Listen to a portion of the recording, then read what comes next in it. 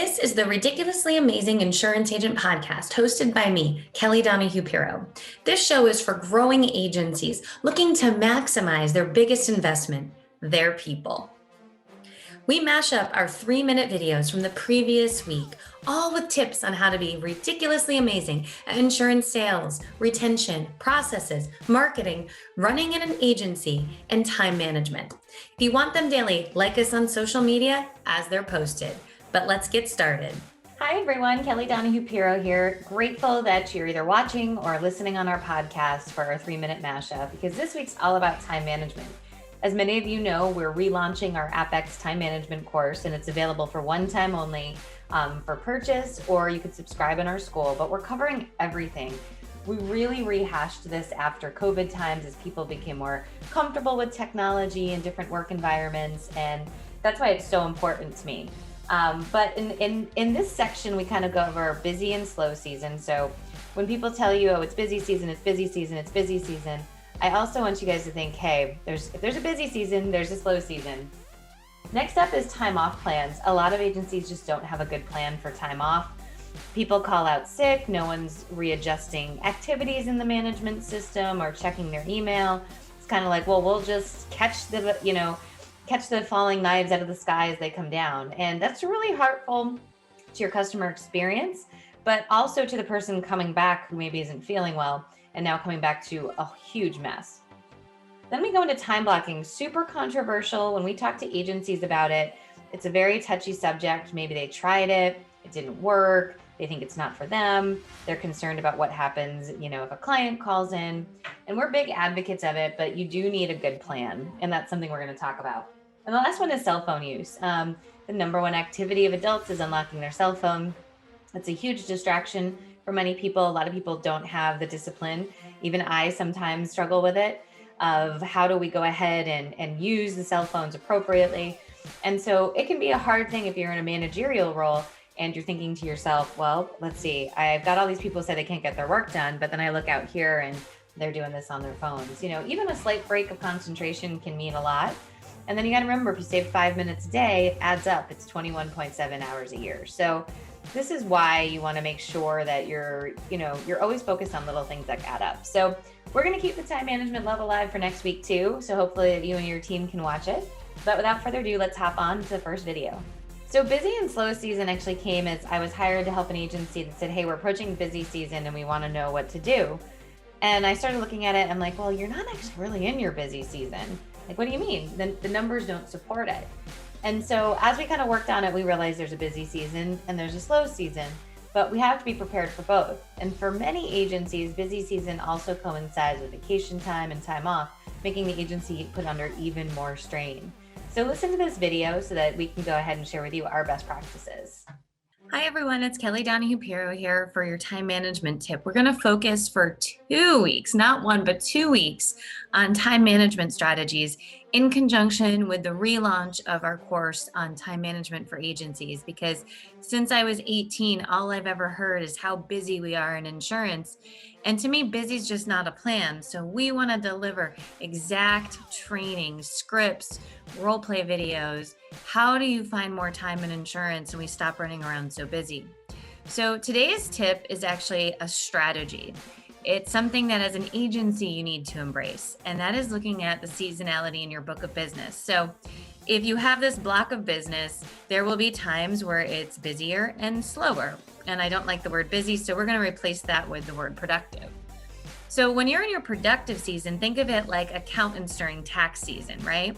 This is a flurry of activity, all good stuff, good revenue generation, but it puts people at their max. Think about the holiday season, with online shopping, etc. For most industries, there's some form of a busier season, productive, and slower.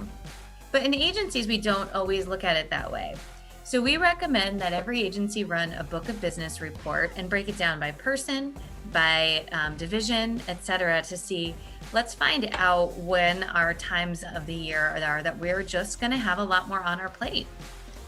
Couple of things on that front. One, you want to make sure that people's books are evenly distributed and balanced. So we shouldn't be crushing somebody and somebody else having a cakewalk. Next, and also very important, We should also be looking to see, okay, well, if it's summertime when we're the craziest, what's our strategy? Is it okay to have everybody have the same vacation time? Do we need to feather that out a little bit? Should we hold off on launching a new project or program, maybe not change management systems during the busy season? How can we go ahead and maximize those productive and those slower seasons to our favor?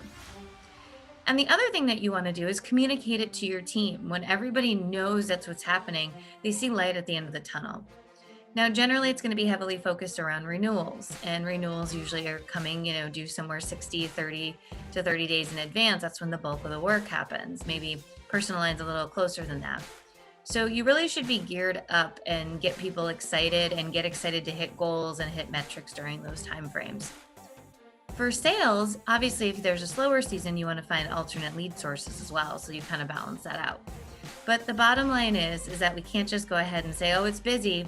That's not really tied to a strategy or plan or even a fact. When we look at book seasonality, we can load, distribute, balance, and have a plan that works so that we don't let our customers down and we don't have burned out team members. That's actually a whole section in our time management guide, the course that we're relaunching. And we've interviewed a Hawksoft trainer, Epic trainer, and AMS 360 trainer, and some ways you can actually use your system to understand this. So it's not just all theory, we're breaking it down. If you're interested in our time management new online course, you can get it in our online course. You could buy it outright. You could join our school, which is a monthly subscription. You get this and time management and reducing remarketing and sales and retention.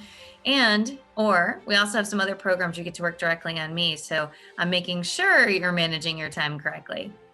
So check it out, but start with your book seasonality. You might be surprised what you find.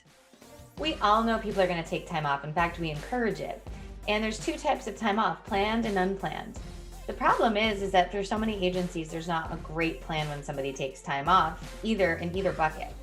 And you need to have a plan so when the person doesn't come back to all this work to do and they're not feeling great. And also it's a terrible customer experience if we're not proactively alerting clients that they're out and how can we help them if people have things in play. Clients shouldn't have to call in to follow up just because someone's out.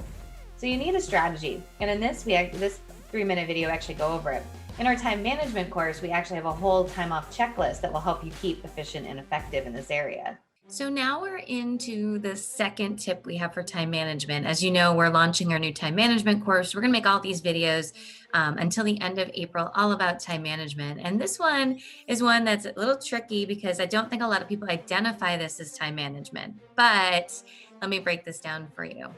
It's managing people's time off. So there's two types of time off, right? There's the planned and the unplanned. So we're going to start with planned. When you have planned time off, it is critical for the health of your business, the stress levels of the other team members, your customer experience, that you stop and look to see who else has time off. And we shouldn't be running it so thin that we don't have any wiggle room for any issues. For example, someone could fall and break their leg. Somebody could quit. Someone could be on disability. And so you need to have enough of a cushion where, hey, you know what? I'm not sure I can give you that time off, but here's what we can do. We can evaluate it a week beforehand and we can see what's going on. Doesn't stop everything altogether, but I've seen agencies have so much heart and then all of a sudden we have zero. We are running so thin and so stressed out, and it does have a burnout factor on the rest of the team. Now, I don't think we can stop this 100%, but if it does come down to the wire and everyone's hanging on by a thread, I do recommend those people that stick around that you do something to recognize them.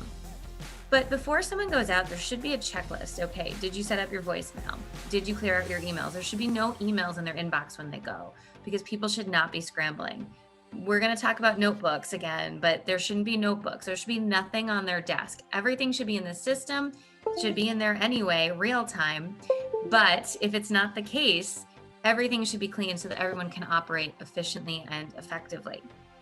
And what should happen is we should be assigning tasks to people and divvying up the work so that there's a system. When team members are sitting there and they're not sure how it all works, that's when chaos happens and it's not so pretty. So it should be organized. And that means it also is when somebody comes back from vacation, they shouldn't come to piles and piles of work. I love it. We have some agencies we've helped install where someone is checking their email while they're gone. It's not just the out of office. They're literally in their email, cleaning it, attaching it so you don't come back to a mess. I do think that in some respects, the planned time off is a little easier, right? So when it's unplanned, it's a little harder. And this is where the manager needs to step into play. The best thing that the manager can do is to start by checklist again. I've got to go put their out of office on. I've got to go check their emails. I've got to go organize their management system to identify what needs to get done today. And these are all mission critical items that sometimes I think we just take for granted. We say, oh, well, they're just out for a day. So whenever people call in, we'll deal with it. Unacceptable, to be honest with you. If a CSR or account manager has promised somebody, or a producer even promised somebody something that client deserves to be reached out to. And if you're using your activities and your suspenses correctly, that's not that hard. So let's all stop the idea that that's a problem. And I'm sorry for this background noise. There's some app in the background that's kind of going a little crazy, apparently. Let's see if I can, there we go. So the next thing I want everybody to consider is we get through that, but what's next? We have all these customers that need our help. You have to divvy up the work, and this is so important. You should just give it all out to everybody, spread it around, and operate under the idea that today might be a difficult day, and just keep them excited. But your customer experience is way, way too important to have any issues whatsoever. And we can't let our customers down. And if you're not feeling well, coming back to all this work in a pile of mess is not appropriate. The next time we drill into people's heads is it is absolutely critical that people take the work and finish it. Don't just take a message and leave it on somebody's desk. Finish it. First call resolution means that you take it in and you finish it. If it's complicated, I get it. You might need their assistance, but do your best. Your best isn't, oh, they wanted to talk to so-and-so, so I sent it over there. That's not our best. That's actually our worst. And lastly, all of it needs to go into a checklist, like I said. In our new time management course, we actually have checklists for managers of what they need to be doing when somebody calls out sick. And I'm going to leave you with this. We also encourage people to say it's unacceptable to text that you're going to be out today. That needs to be a conversation, unless you're completely incapacitated. But I should be talking to my manager and say, here's the thing, I have a migraine today, but here's the important things, here's where this is, so-and-so is coming in. You need to hand that baton to your team. Now you might be saying, oh, what's my day off? It's not a day off, it's a sick day, which means you have work that's outstanding and was unplanned. And the professional thing to do is to hand off the work accordingly. And I want everybody to really embrace that idea. A text message is not an appropriate call out. It needs to be a conversation. You can text saying, hey, I need to call out today. What time can we talk to go over what's on my desk? I'm fine with that. But it shouldn't just be a text, I'm calling, I'm not coming to work today, and then no response. That is so selfish to your team and so unacceptable to your clients. So those are our tips for how to manage time off. Sorry about the little background noise there. I think we squashed it finally, but I think that everyone should really consider the time management course. We have gone deep. We have rehashed the whole thing. We've made it more relevant for COVID, post-COVID times, or in COVID times, or whatever we are right now, and the fluctuation of hopefully getting out of COVID times. And I just think it's a huge opportunity to stop moving around and being so busy. You know, that backlog when people are gone or coming back, that's hard, and it stresses people out, and it hurts the team and it hurts the client. So it's a time trap that we need to deal with. So we hope that you've enjoyed this. We'll bring tomorrow a new time management tip just for you. Take care. So one of the things that's always driven me nuts about being in the insurance space was that ever since I was 18, I heard the same thing. I'm so busy. And in over 20 years, no one's been able to solve that problem until now. I'm going to help your agency move from busy to productive and find more time in your day to reduce stress and improve your client's experience. Because you see your team running around all day and they seem stressed and overwhelmed. Every day for years, you've been hearing how busy people are, just like I was. But the phone records and activities tell a different story some days. You aren't sure what to do. You don't want your team feeling this way, right? What almost no agency understands is how to move their team from busy to productive and find minutes that add up to hours in their day. It's not just focusing on more people, it's making the people you have more productive. This can all happen when your agency has a plan to manage time and training with the right approach. So if you're tired of hearing how busy everyone is, but no one seems to have a plan except to hire more people, Do you ask how you can help your team and they just give you that stare? I don't know, I'm just so busy. Your agency needs a different approach that engages the team and gives them a clear plan with expectations. This helps the agency embrace a time management strategy that simplifies everything, empowers everyone to succeed. This, of course, changes everything. So if you're sitting at team meetings with more questions than answers, and you're excited to bring new ideas to the agency, but it's always met with resistance, and the team is always saying how busy they are, but no one has a plan, including you, the leader, you may have something on your mind. And that's what we did. We had something on our mind, and we created Apex Time Management. Apex Time Management is actually a 6-month program that I personally install into agencies, but it was time for a remodel. And part of that remodel is we're going to be selling it for one time only for 2 weeks as a standalone course in our online university. So you can empower your team to do it directly, right away, right now. We, of course, included in our agency performance pack, which is a subscription for training. So if you want that and retention and sales and how to reduce remarketing, as well as new courses every quarter, we got you covered. But there's no sense in dilly-dallying. Let's go ahead and get to our website, agencyperformancepartners.com, where you can check out the new Apex Time Management Performance Pack. And while you're there, check out our shop. What's going to hurt? We might just have other tips and tools. But I'm here to help you solve the problem of busy, move your team to productive, all with online training that is interactive and makes a big difference when applied. So, who wants to get started? We're doing it at 20% off until the end of April 2021. So, get started, give us a call. We'd love to help you move from busy to productive. So next up is time blocking, and time blocking is super controversial. Many agencies kind of give me the look like, we tried that, it didn't work. And I always say, hey, I've tried many things in my life that didn't work. It doesn't mean that we can't get something to work. And that's really where we want to be. Time blocking is different for every agency, but it must be an agency-wide principle. Where it fails is some people do it, some people don't, some people remember, some people respect it, some people don't have boundaries on it. And that's where it gets really tripped up. But if we install time blocking and really make it a big cornerstone, it's a huge opportunity, huge opportunity to really have people have time to focus, speed up, because if you're doing a quote or have to go through a big audit, you need time. And interruptions all day long, 1, decrease quality, and 2, make it so that it's 10 times longer. So think about time blocking as you watch this video. So now we're going to talk next about time blocking. And this is one of those strategies in insurance that people have really struggled with. There's some agencies that love it and couldn't imagine working without it. And then there's some, we roll it out and they're like, well, I don't know. And then there's some that say, well, we tried and it didn't work. But time blocking is really one of those time management 101 strategies. Every time management book goes over time blocking. What time blocking is setting up a time to do things. So time to check your email or a time to quote. You don't have to do one for everything, but having time to just focus, shut down from the phone, shut down from interruptions. Instead of just having meetings with other people, you sort of have a meeting with yourself to get some critical things done. So for the agencies that love it, it's because they have a plan and the entire agency embraces it. So for example, a account manager might put a sign on their desk. So if a producer walks up, the producer respects the fact that they're in their quiet time doing work and just doesn't interrupt them, or the owner or a customer. For the agencies that we find it doesn't work, the team forgets to do it. They don't honor the meeting with themselves. When they get to their time block, they're so disorganized, they don't know what to do, so they just keep going through their day like normal. We have people who are addicted to the 2-minute, I can't believe I have to take that phone call, I gotta answer that email. And they don't understand the principle of shutting it down for 60 minutes to get proactive. The other ways we see it not work is the plan's not great. The time blocks aren't convenient, or they're too long, or they're too short, which is just kind of feeling your way out.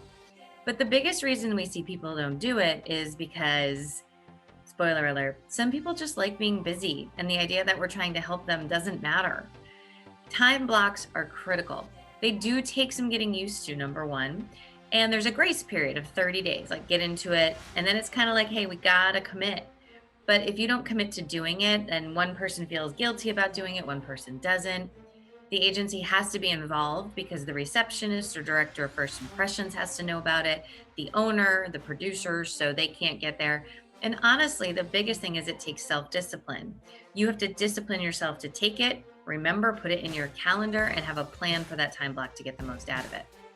But if your agencies struggle with time blocks, our new time management course goes over that. And I think we have to keep an open mind.